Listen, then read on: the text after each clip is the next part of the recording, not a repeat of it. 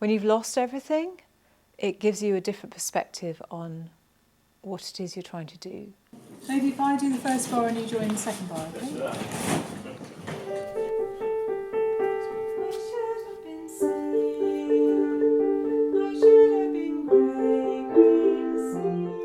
Okay, so the story goes like this. I was Superwoman. I could do everything and I did it all by myself. And then one day, Superwoman actually found that wasn't working so well. And I started to really struggle physically. 8, 7. It got to the point where I actually couldn't really function very well, so I had to go and get some help.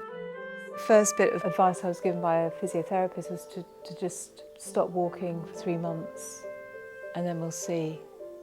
So that was a bit of a blow because I wasn't expecting to actually have to change anything in my life. But change was forced upon me and it wasn't easy at all. So I went through this kind of physical crisis and then that turned into a mental crisis because I had to relinquish all my work.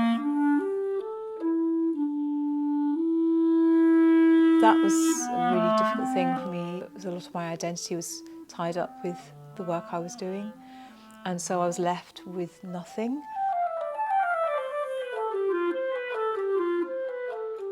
That time was a very, it was very intense and very difficult, and I realised that I did actually need help.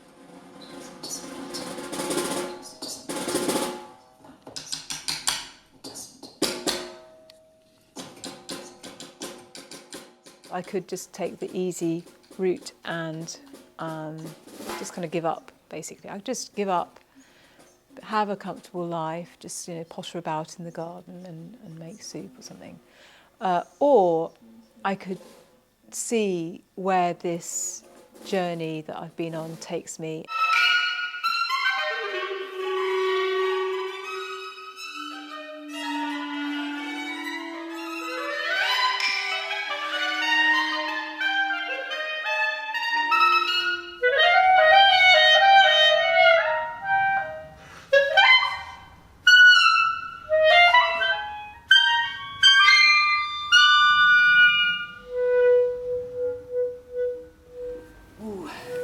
Today has been the realisation of a lifetime's dream.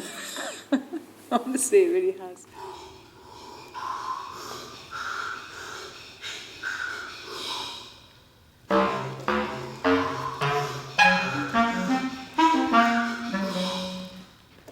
I think Scintilla is about coming to see something. There is a search for that special thing.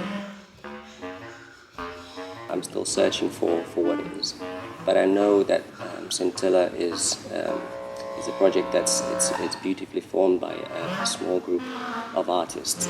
It's thought-provoking. It's exploring interior and exterior worlds through music and through movement in unusual ways that link with being a human being. It's the heart of the story that's really there that we're trying to convey, and it's I think within the narrative, within the music, within the dance, within the production, it's about searching to find that thing.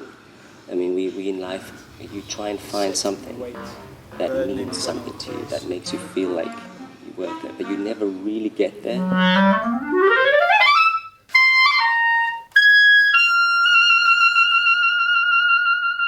I would describe it as a multi-faceted performance that engages with a number of different mediums. All of those very different disciplines are used to communicate ideas surrounding a very bucolic idea. What I hope it will feel like is as if you were in sort of a natural amphitheatre. If you can imagine sort of sitting as an audience being plonked into the middle of Bardsey with, you know, with kind of the wildness of the world around you. Technology and the natural world don't typically mix well, but hopefully we've achieved that. It's a very human production, so far for me. But if you spoke to me 2 months later, after we've worked a little bit on it, I might be able to say something different.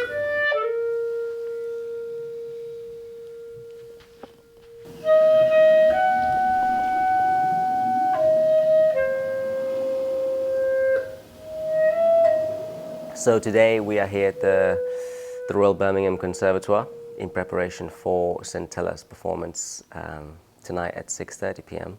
The last 2 days, goodness me, gosh, I can't even remember what that feels like.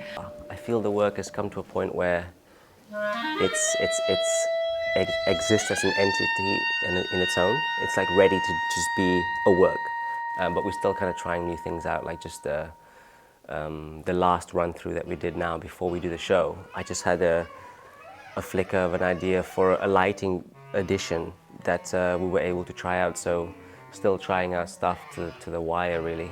We're still kind of in that place where nothing is totally tied down. The nature of it, I think how Liz wants the piece to work, it won't ever get 100% tied down. There are certain things that are improvised, but around a structure, and I enjoy those moments because sometimes when the energy is really good and you can feel it, and there's a synergy between the performer or the performers and the audience and the attention. There's like a palpable sense, and in the improvisations, in those moments, special things happen. I've got a really long-term plan for this. You know, it'll be decades by the time from the initial concept, because it took me 6 years to write the first part of it, and then that was finished in 2016. It's now 2019, so this is going to take another year. That'll be 2020. So we you know, it's a long term. There's no rush. I don't feel any particular rush myself.